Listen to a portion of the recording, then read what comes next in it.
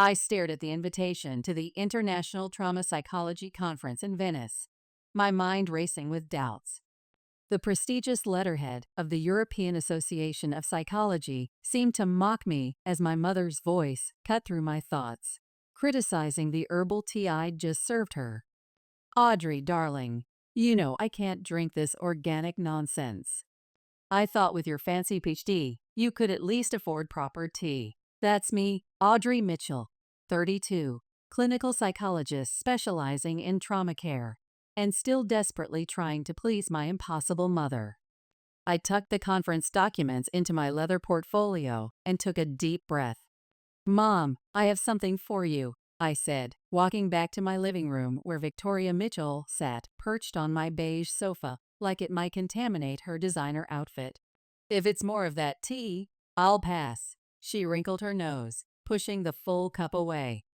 "Actually, it's something better." I pulled out the conference invitation and VIP guest pass. "I thought you might like to join me." Her perfectly manicured fingers snatched the papers from my hand. Venice. At the Belmond Hotel, Cipriani. For once, she was speechless. "You always talked about wanting to visit Italy. Remember when I was little, you'd show me those real estate investment magazines with the Italian villas. That was before your father abandoned us for his young associate," she said sharply, "before I had to build my entire real estate empire from scratch to support you." I bit back a retort. She'd been playing the self-made entrepreneur card for 20 years, conveniently forgetting the trust fund and property settlements that had funded her initial investments. "Well, now you can finally go," I said, forcing brightness into my voice. "We can attend together. The conference organizers are thrilled to have you as a special guest. They're very interested in your charitable work with trauma survivors." Victoria examined the invitation closely, her expression calculating. "This must be quite exclusive." "It is. I've been invited to give a keynote speech about intergenerational trauma." "I thought maybe you'd like to see what I do." She set the papers down carefully. "When is it?" "Next week. I've already arranged coverage for my patients." "Next week?" She stood up abruptly, her Louboutin heels clicking on my hardwood floor. "That's far too soon. I need time to prepare, to shop. You can't expect me to attend a high-profile conference without a proper wardrobe." "Mom, please." "I checked with your assistant at the foundation. You don't have any major events that can't be rescheduled." Her eyes narrowed. "You went behind my back?" "I wanted it to be special." I felt that familiar tightness in my chest, the one that always appeared when she started finding flaws in my efforts. My phone buzzed, a text from Morgan. "Did you tell her?" "How's she taking it?" I ignored it for now. Morgan had warned me this might backfire, but I'd insisted on trying. After all, everyone deserves a chance at redemption, right? "Well," my mother said finally, picking up the invitation again, "I suppose I could make it work, but I'll need new clothes. You can't expect me to represent our family at an international conference looking like a common therapist." I thought of that too. I reached for my bag and pulled out a gift card. "For that boutique you love on Madison Avenue." Her eyes lit up, the first genuine smile I'd seen all morning. She took the card, running her finger along its edge. "You really did think of everything, didn't you? I want this to be meaningful, Mom. A chance for us to understand each other better." She stood up, gathering her Hermes bag. "Well, I better start shopping. You're a good daughter, Audrey." Sometimes I forget that. The words hit me like a psychological manipulation tactic I'd studied in grad school. Praise and guilt wrapped in a perfect trauma bond. Classic narcissistic mother behavior. After she left, I finally replied to Morgan's text. She said yes. "Meeting tomorrow for contingency planning?" Morgan's response was immediate. "Already on it. Have updated the digital security protocols. Need to review emergency procedures." I smiled, thinking of the precautions we'd already implemented. encrypted copies of all documents stored on Morgan's secure servers, emergency funds in a separate digital wallet, the hotel's head of security, an ex-FBI agent already briefed, just in case. Because while I wanted to believe this conference could heal our relationship, 20 years of studying trauma patterns had taught me to hope for healing while preparing for betrayal. Looking at my mother's untouched teacup, I remembered something she used to say when I was little. Trust is earned, not given. Well, Mom, I thought, picking up the cup, I guess we'll both find out what you've earned. I dumped the tea in the sink, watching the amber liquid swirl down the drain. 1 week until Venice. 1 week until either a breakthrough in our relationship or confirmation that some personality disorders couldn't be treated, no matter how much professional insight or therapeutic opportunity you offered. Either way, at least I'd have my answer. At the airport. Final boarding call for Flight 789 to Venice Marco Polo Airport. I checked my Apple Watch again, pacing near the gate. My mother was 20 minutes late, and my calls kept going straight to voicemail. A cold feeling crept into my stomach, the same sensation I'd felt during my internship years, when abuse victims would describe their moment of revelation. The gate agent caught my eye. Dr. Mitchell, we need to close the doors. Just 5 more minutes. My mother, I'm sorry, but we can't delay the flight. Swallowing hard, I handed over my boarding pass. As I walked down the jet bridge, I sent one last text. Mom, I'm boarding. Please tell me you're already on the plane. The first-class cabin was half empty. I scanned the seats, hoping to see her familiar blonde highlights, but she wasn't there. A flight attendant approached with a sympathetic smile. Can I help you find someone? My mother. We're traveling together. She should be in 2A. The attendant checked her tablet. I'm sorry, but no one has checked in for that seat. My hands started shaking as I sank into my seat, my clinical detachment crumbling. I pulled out my phone one last time before the doors closed, dialing Morgan. Morgan, she's not here. The conference keynote already on it. I'm tracking her digital footprint now. Her foundation's accounts are showing some unusual activity. I'll monitor everything. The flight attendant gestured for me to end the call. We'll handle this, Morgan said quickly. Try to rest. Use those breathing techniques you teach your patients. 8 hours later, I stumbled through Marco Polo Airport, jet-lagged and professionally compromised. That's when I saw her, Victoria Mitchell, standing at the baggage claim, collecting her Louis Vuitton suitcase. Mom, I called out, relief temporarily overwhelming my training. What happened? Why didn't you? She turned, and for a split second, I caught that micro-expression I'd studied countless times in my practice. The duper's delight, that flash of satisfaction in successful deception, before she bolted toward the exit. Mom. Wait. I chased after her, dragging my carry-on. As I reached for my digital wallet at the customs checkpoint, my blood ran cold. My phone was locked out of all my accounts. No. I emptied my bag onto a nearby bench, my professional composure shattering. Nothing. Through the glass doors, I watched helplessly as my mother jumped into a waiting Tesla. Miss? A customs officer approached. Is everything all right? My mother. I couldn't even articulate it, my years of trauma counseling experience useless in my own crisis. My backup phone buzzed. A text from an unknown number. Darling, did you really think I'd let you play the savior psychologist? Venice was always my dream investment opportunity, not our chance for healing. Don't worry, I'll put your credentials and foundation contacts to good use. Consider it compensation for all those years I invested in your education. Love, Mom. My legs gave out, and I collapsed onto the bench. A young woman sitting nearby looked up from her laptop. Hey, are you okay? I shook my head, tears finally spilling over.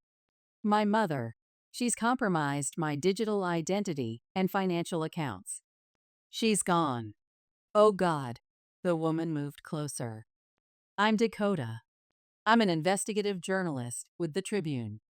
Let me help. We should contact the authorities. The authorities? I laughed bitterly. In a foreign country? She's my mother. She's too good at making everything look legitimate. My backup phone buzzed again. Morgan. Audrey, your mother's foundation office is being cleared out. All digital records are being wiped. What's happening? With trembling fingers, I typed. She's taken everything. Access to all accounts. She planned this all along. Check your secure email. Morgan replied instantly. Remember Protocol B. I pulled up my encrypted email, and there it was. A folder labeled Venice Contingency. Inside were backups of all my digital credentials, copies of police reports I'd filed documenting my mother's previous financial manipulations, and contact information for Pierce, the hotel's head of security I'd briefed about potential security concerns. Dakota was still sitting beside me, her investigative instincts clearly engaged. Look, she said, I'm staying at the Belmont, too. Let me help you get there. I have some contacts in cybersecurity who might be useful. My backup phone buzzed one more time. Morgan again. Already alerted Pierce. Hotel's cybersecurity team is monitoring all systems. Let her think she's won. The higher the fraud amount, the stronger the case. I took a deep breath, wiping away my tears and trying to recenter myself. Thank you, I said to Dakota. I'd appreciate that help. As we walked to the taxi stand, I thought about my mother's text. Compensation, she'd said. Well, Mom, I thought, you're not the only one who knows how to document patterns of behavior. You taught me to observe carefully. Maybe too well. The Belmont Hotel Cipriani, please, I told the driver, my voice steadying as my professional training kicked back in. Let her think she'd won. Let her enjoy her moment of triumph. Because what my mother didn't know was that her perfect plan had just triggered a chain of evidence collection she'd never see coming. At the Grand Canal, the water taxi cut through Venice's Grand Canal, but I barely noticed the historic architecture surrounding us.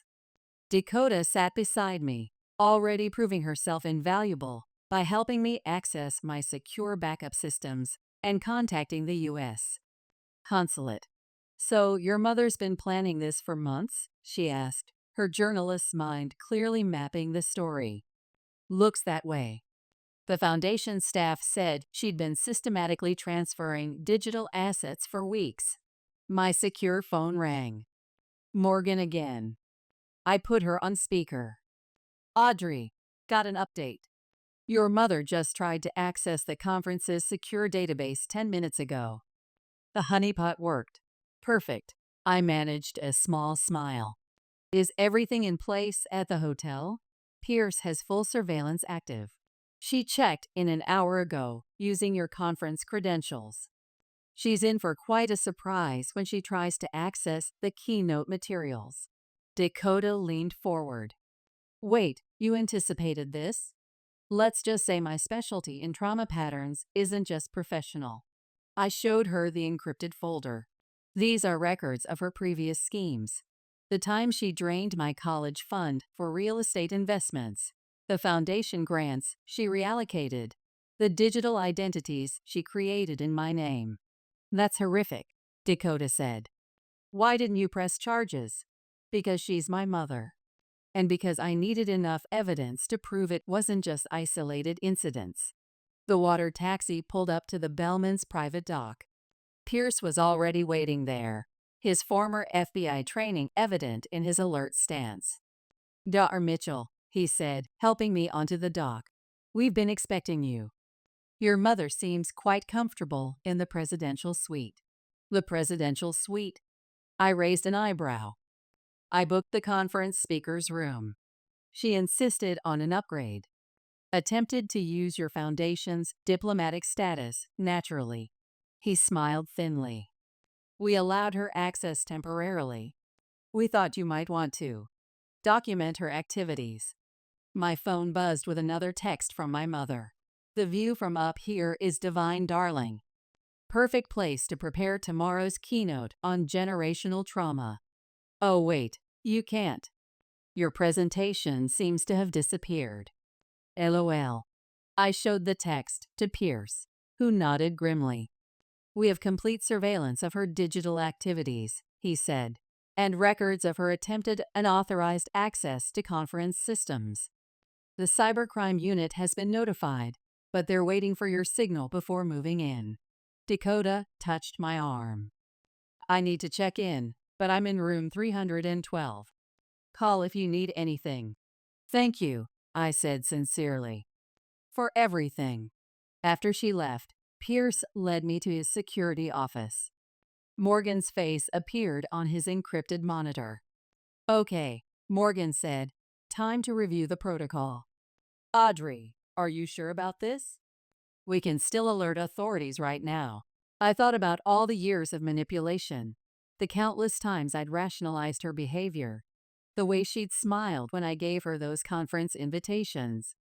No, this needs to be thoroughly documented. Really documented, this time. All right then. Morgan pulled up a secure document.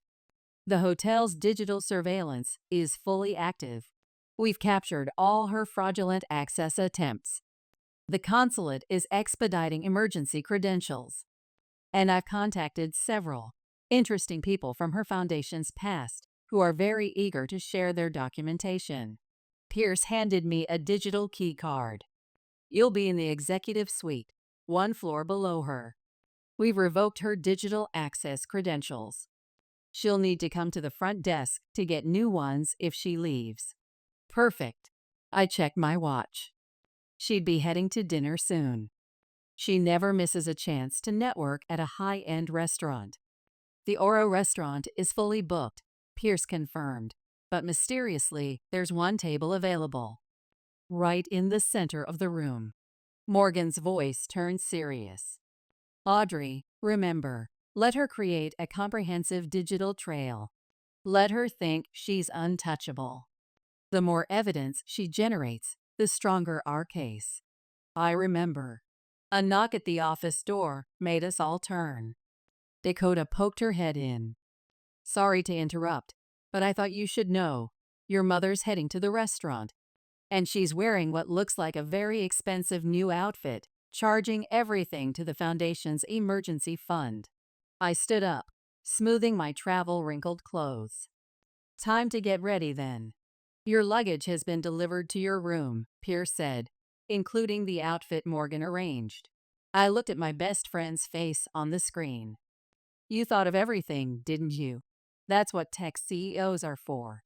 She grinned. Now go get changed. Your mother wants to make a scene? Let's give her one that will stand up in international court. At the Oro restaurant. The Oro restaurant glittered with old-world luxury. I stood in the entrance, wearing the tailored black suit Morgan had chosen, watching my mother hold court at the center table. She'd already gathered an audience, 2 prominent psychiatrists hanging on her every word. And then I said to my daughter, she was saying, gesturing with her wine glass, Darling, you work too hard at that little clinic of yours. Let me handle the conference arrangements. I moved closer, silent in my heels. The poor dear is so consumed with her patients, she barely has time for real achievement, she continued, dabbing at her eyes with a napkin. That's why I insisted on taking charge. Someone has to show her how to properly manage a mental health foundation. How fascinating, I said loudly, making her jump. Please, Mom, tell them more about how you're using my foundation's credentials. The color drained from her face. Audrey. I thought you were delayed at the airport. Clearly. I turned to her new friends. Did she tell you how she accessed the conference systems? About hijacking my digital identity and foundation accounts. The psychiatrist exchanged alarmed glances.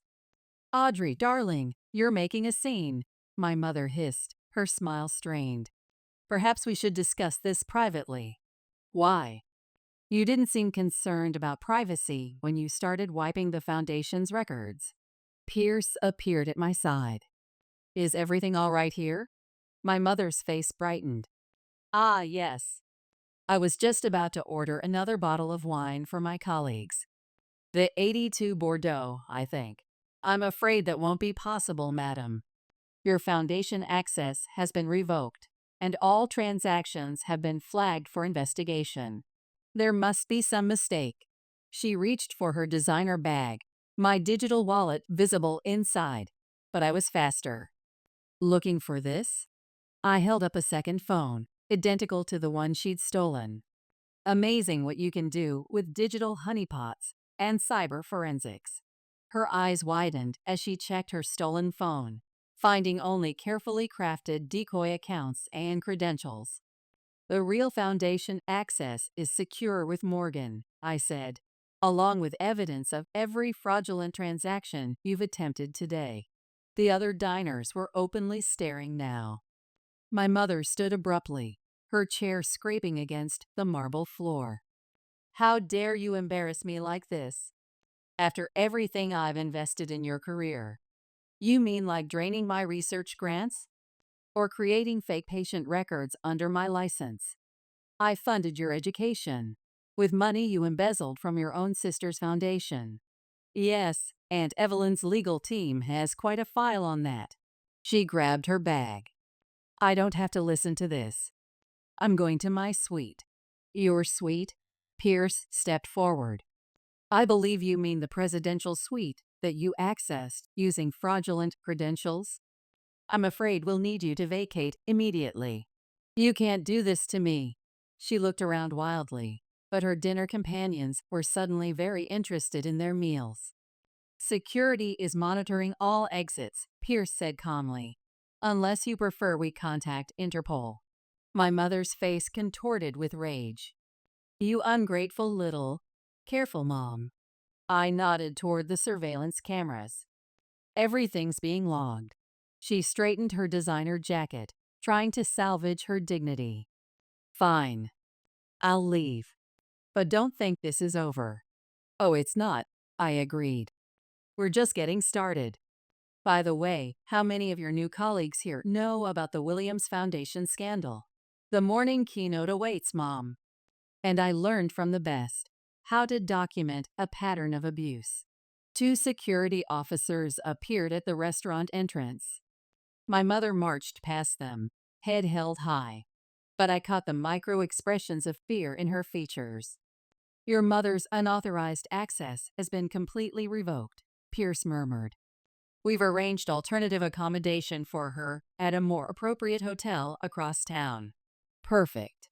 I sat down at her abandoned table, picking up her half-empty wine glass. And the other arrangements? All set for tomorrow's conference opening. Several Foundation directors are particularly interested in reviewing your mother's activities, he said with professional satisfaction. I smiled, taking a sip of wine. Excellent. My secure phone buzzed. Morgan sending surveillance footage. Security feed from the hotel lobby showed my mother attempting to argue at the front desk, then being escorted out by security, her designer luggage wheeled behind her. Sweet dreams, Mom, I whispered, raising the glass in a mock toast. Tomorrow's keynote on identifying patterns of abuse is going to be quite enlightening. The next morning, conference opening. The hotel's grand ballroom hummed with international mental health professionals, espresso flowing freely as string musicians played in the corner. I stood near the entrance with Dakota, watching my mother work the room. Despite last night's humiliation, she'd managed to talk her way into the conference, dressed in what I recognized as my missing Chanel suit. Your mother's got nerve. I'll give her that, Dakota whispered, recording discreetly on her phone. Just wait. I checked my secure device. Morgan, are we ready? All systems go. Morgan's voice came through my earpiece. The Williams Foundation representatives just arrived. And guess who else showed up? Robert, from the National Mental Health Board. My mother's former colleague, whose signature she'd forged on grant applications. Perfect. Ladies and gentlemen, Pierce's voice carried through the speakers. Welcome to the International Trauma Psychology Conference. Right on cue, the massive screens around the ballroom lit up with digital forensics data. My mother's unauthorized access attempts, foundation fund transfers, forged credentials, all time-stamped and documented. The crowd fell silent. My mother froze mid-conversation, her champagne flute slipping from her fingers and shattering on the marble floor. Some of you may recognize this activity pattern, I said, stepping onto the small stage. Victoria Mitchell, my mother. Expert in financial manipulation. Master of digital fraud. And today's case study in generational trauma. Audrey, stop this immediately. She tried to march toward me, but 2 security officers blocked her path. Why stop? You always taught me to document everything thoroughly. I gestured to the screens. And we're just getting started. Would anyone like to see the Foundation's actual financial records? An elderly couple stepped forward, the Williams, looking exactly as their case files had shown. She redirected our entire trauma research grant into fake programs, Mrs. Williams said, her voice shaking with anger. The funding was meant for. That's all lies, my mother shouted. Audrey, how dare you turn a professional conference into this circus? Is it Victoria? A distinguished man in an expensive suit emerged from the crowd. Robert, looking older but just as authoritative as I remembered. Like the grant applications you forged with my signature? The ones that cost real trauma victims their support programs? The whispers grew louder. My mother's face had gone chalk white. Or perhaps, I continued, we should ask Linda about the Veterans Therapy Program funds that mysteriously disappeared. Linda, a senior researcher, stepped forward. $3 million, meant for PTSD treatment research, vanished into fake foundation accounts. This is absurd. My mother sputtered. These people are all lying. Audrey is trying to ruin me because she's jealous of my success in mental health advocacy. Success? I pulled up the next set of data. Let's talk about success, Mom. Show them the transaction records, Morgan. The screens changed to display financial records, access logs, data transfers, all showing a pattern of systematic fraud spanning decades. Your success was built on exploiting mental health organizations, including your own daughter's clinical practice. I turned to the audience. She compromised my professional credentials when I was just starting my career, used my license to create fake patient records, and just yesterday, she attempted to hijack my entire digital identity. You ungrateful little. She lunged forward, but the security team held firm. Ungrateful? A new voice rang out. Aunt Evelyn emerged from the crowd, legal documents in hand. Like you were ungrateful when our parents left me the original foundation? When you forged my signature to transfer control? My mother's carefully maintained professional facade began to crack. Evelyn, please. Interpol's cybercrime unit is waiting outside, Pierce announced, along with representatives from 3 different mental health boards' fraud departments. You can't prove anything, my mother said desperately, but her voice wavered. Actually, we can. I nodded to Morgan, who had just entered the ballroom. Every transaction, every unauthorized access, every fake credential. We have forensic evidence of all of it. And thanks to your performance today, we have dozens of professional witnesses. The crowd had formed a circle around my mother, their faces showing recognition as they connected her to various frauds and schemes they'd heard about in the mental health community. This isn't over, she hissed, but the threat sounded hollow now that her digital empire was exposed. You're right, Mom. It's not over. Interpol wants to discuss digital identity theft. The mental health boards want to investigate fraud, and I'm sure all these professionals have their own documentation to share. As Interpol agents entered the ballroom, my mother did something I'd never seen before. She began to cry. Not her usual calculated tears, but genuine, messy sobs. "Audrey, please. I'm your mother. I was trying to help you understand power dynamics." "Yes, you are.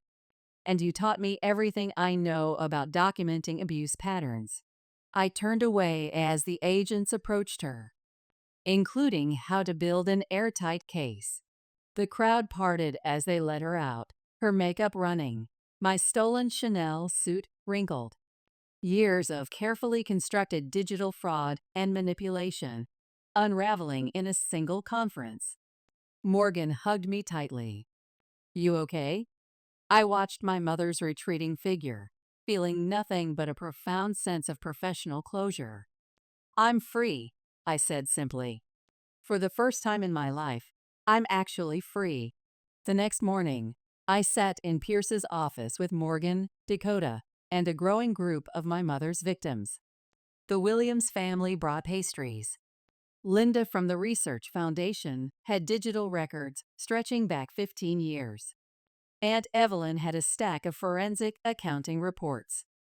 "They found her trying to book a private jet to Switzerland," Morgan announced, checking her secure feeds.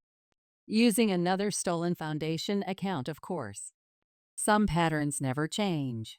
Aunt Evelyn sighed, spreading her evidence across the desk. "Look at this digital trail." She even forged Mom's electronic signature on the foundation transfer, a week before she died. Linda leaned forward. "That matches her behavioral pattern. She targeted my research program right after my husband's death. She knew I'd be too grief-stricken to notice the missing grant money. She waited until our grandson was dealing with trauma from his service," Mrs. Williams added. "She always exploited people when they were most vulnerable." My secure phone buzzed. A call from an unknown number. I put it on speaker. "Audrey." My mother's voice, smaller than I'd ever heard it. "They're keeping me at the station. You have to help me. Like you helped me at the airport. That was different. I'm your mother. You can't let them do this to me." Aunt Evelyn grabbed the phone. "Victoria, remember that mental health foundation you convinced Dad to sign over to you? The forensics team found some interesting code in the transfer records." Silence. Then, "Evelyn, what are you doing there?" "Having a lovely chat with your other victims." "Did you really think Audrey was the only one you traumatized?" "You don't understand," my mother pleaded. "I had no choice. After Marcus left me." "Stop." I took the phone back. "Dad left because he discovered your fraudulent foundation activities. He didn't abandon us. You drove him away with your schemes." "That's not true." "I spoke with him last night, Mom. For the first time in 20 years. Want to know what he shared?" More silence. "He showed me the original digital records from the foundation. He tried to protect me by taking the blame, letting me think he was the one who'd abandoned our family." "Audrey, please. The cybercrime unit has his evidence now, along with documentation from everyone in this room. Do you want to know how many victims have come forward since the conference? How many lives you've destroyed with your fraudulent foundations?" A choked sob came through the speaker. "I can explain everything. Save it for the prosecution." I ended the call. Mrs. Williams touched my hand gently. "You're nothing like her, dear. Using your trauma expertise to expose her took real courage." "She's right," Dakota said. "I've only known you a few days, but I've seen how differently you operate." Morgan pulled up something on her secure laptop. "Speaking of operations, you should see this." She turned the screen to show a news website. The headline read, "International Mental Health Foundation Fraud Exposed at Venice Conference. Decades of Exploitation Uncovered." "It's trending globally," Morgan said. People are coming forward from every major mental health organization. That therapy scam in Paris, the research fraud in London, all her work. The cybercrime unit wants to meet with everyone, Pierce added, entering with fresh coffee. They're building a case for international wire fraud charges. Linda stood up, straightening her blazer. Well, I for one am ready to share everything. 20 years of silence about mental health fraud is enough. One by one, they left for the police station, each carrying their pieces of my mother's elaborate web of digital deception. Finally, only Morgan, Dakota, and I remained. What happens now? Dakota asked, her journalist's instincts still engaged. I walked to the window, watching boats cruise down the canal. Now we make sure she can't exploit anyone else's trauma. The authorities are freezing all her foundation accounts, Morgan reported, and they're investigating everyone she worked with. Your dad's helping trace her overseas assets. My phone buzzed again. Another unknown number. This time, a text. Psychological manipulation was your specialty too, Audrey. You're just like me. You think this is over? I raised you. I made you WHOUR. You'll never be free of these patterns. I showed the message to Morgan, who immediately began typing on her laptop. Got it. Sending this to the cybercrime unit now. She's violating her communication restrictions. She's displaying classic cornered narcissist behavior, Dakota observed. That's why she's lashing out. Good. I deleted the message. Because tomorrow, every mental health professional in this room is meeting with the prosecutor. And we all have evidence to present. Morgan closed her laptop with a satisfied smile. Want to know the best part? That Chanel suit she wore to the conference. The security cameras caught her using your stolen credentials to charge it to the foundation. That's another federal charge to add to the list. For the first time since this all began, I laughed. Really laughed. Because my mother was right about one thing. She did make me who I am. She taught me to be observant, to be meticulous, to always document everything. She just never expected me to use those skills to expose her. The courthouse in Venice was smaller than I expected. I sat in the front row, watching my mother in her detention clothes, a far cry from her stolen designer wardrobe. The preliminary hearing had drawn mental health professionals from across Europe, including every person she'd defrauded who could make it to Italy. The prosecution calls Dr. Mitchell to the stand, the prosecutor announced in Italian, with the court translator echoing in English. As I walked to the witness stand, my mother caught my eye. You don't have to do this, darling, she said softly. Family protects family. Is that what you were doing when you tried to steal my professional identity? My mother's professional composure finally cracked. Marcus was weak. He would have lost all our mental health programs if I hadn't taken control. Remove the defendant, the judge ordered. As security approached, my mother turned to the courtroom. You're all weak.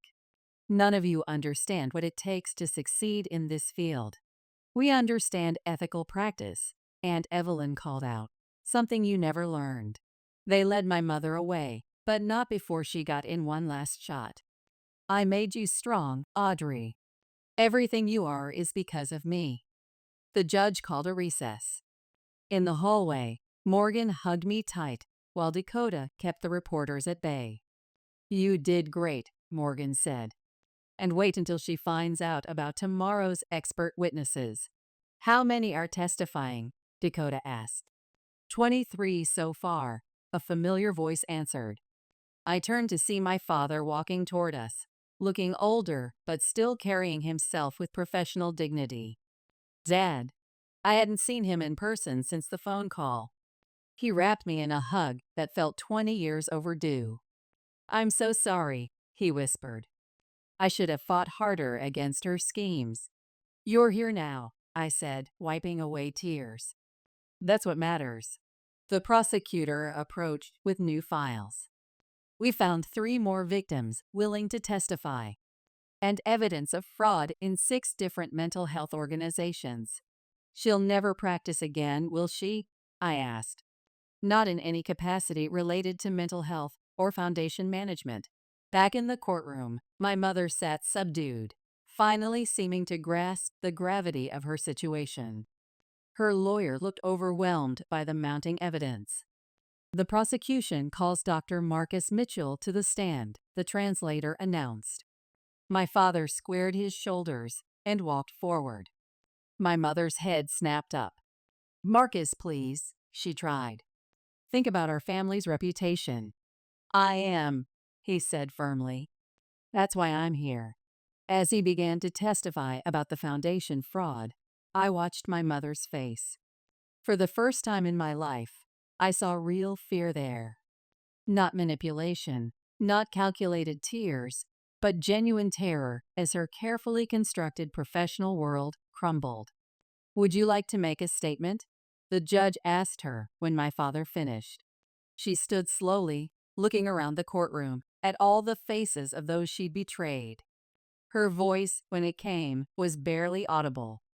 I don't know how to be any other way. That's not a defense, I said clearly. That's why you're here. The judge nodded. We'll resume tomorrow with additional expert testimony. As they led my mother back to her cell, she looked over her shoulder at me one last time. I saw something I'd never seen before in her eyes: recognition.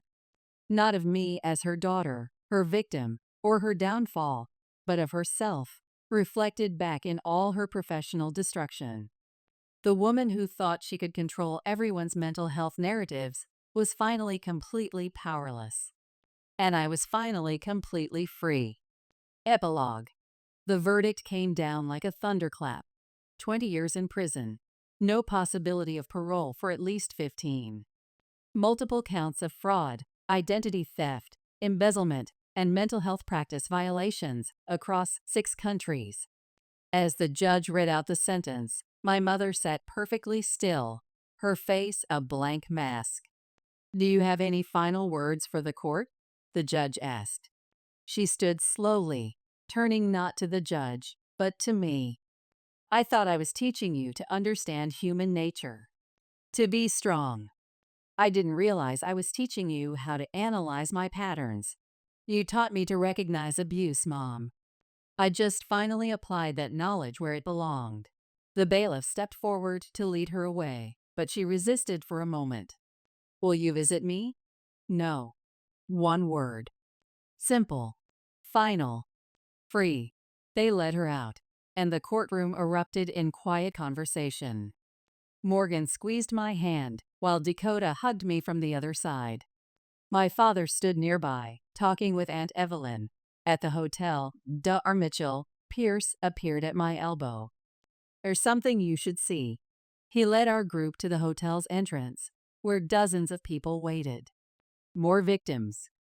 More stories. More lives impacted by my mother's web of mental health fraud. They all came forward after the news broke, Morgan explained. Some traveled from as far as Australia. A young therapist approached me, tears in her eyes. Thank you, she said. My clinic lost everything to your mother's foundation scam. Now we can finally get closure. One by one, they shared their stories. Each one felt like another piece of validation, another confirmation that exposing the truth had been necessary. What happens now? Dakota asked as we walked back to the hotel. Now, I looked at the sunset over Venice's canals, the view my mother had tried to steal. Now we heal. All of us. In the hotel lobby, Pierce handed me a letter. This arrived for you. The return address was the women's prison. I almost threw it away, but my professional training made me open it. My dearest Audrey, it began. By the time you read this, I'll have been sentenced. I won't ask for forgiveness. We both know I don't deserve it. But I want you to know that in the end, you proved me wrong. I thought power was everything. You proved integrity matters more. You gathered an army of broken professionals and helped them find justice. You turned my victims into advocates. You are everything I never could be. Ethical without being weak. Powerful without being corrupt. I'm not sorry for what I did. I don't know how to be. But I am proud of what you've become, even if it meant becoming my downfall. Maybe that's the only good thing I ever did, creating the psychologist who would finally stop me.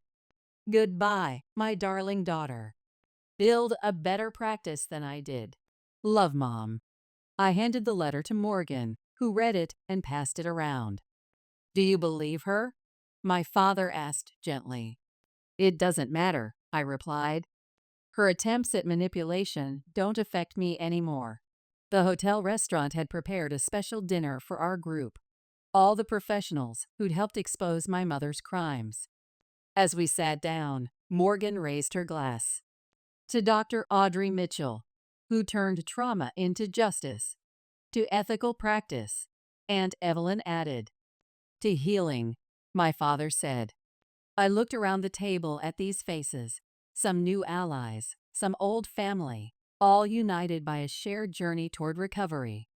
My phone buzzed with messages from other victims around the world, sharing their stories of healing and renewal.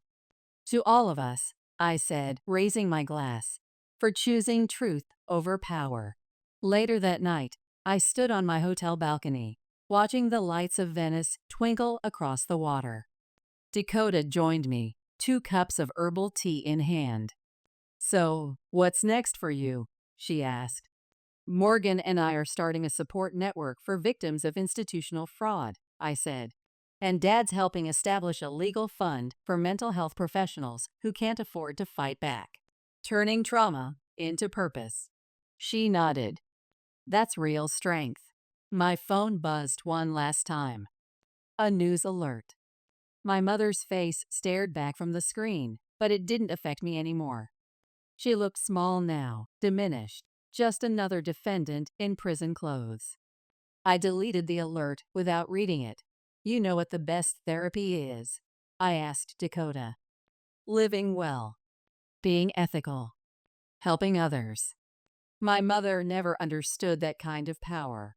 The night air was warm and sweet with possibility. Somewhere in the distance, church bells rang, their sound carrying across the water like a reminder that even the darkest patterns can be broken. I didn't need my mother's approval anymore. I didn't need her manipulation, or her lessons, or her twisted version of success. I had something better, truth, justice, and a community of choice who showed me what real mental health practice looks like. That was worth more than all the fraudulent foundations in the world.